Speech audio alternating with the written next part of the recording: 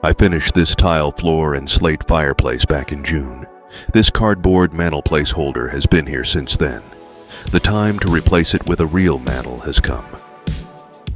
I found 4 logs that might have made a good mantel for this space.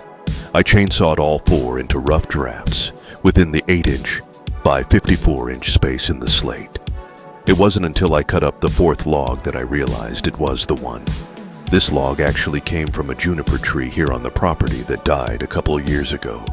I cut it down, and it's been laying there since. Now it can remain on the property as a beautiful piece of the house.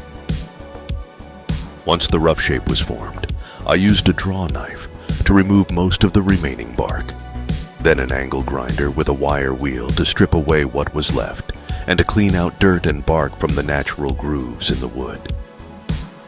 The final dimensions needed to be 54 inches long, 8 inches tall, and 4.5 inches deep, so I cut it down pretty close to those with the chainsaw, then used an electric planer to get to the final dimensions. And there it is, a new mantel for the fireplace, built on my favorite workbench, the truck tailgate. And here's my rough draft mess. I might use the other logs for a coat rack with railroad spikes forged into hooks.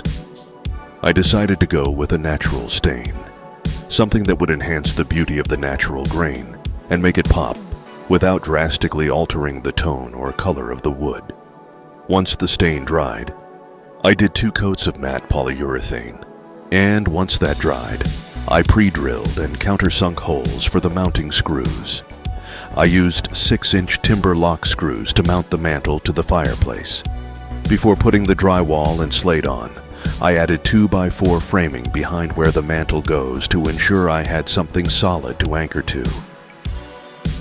Here it is, the finished fireplace, with its new mantel made from a tree that grew up 50 feet away from this spot.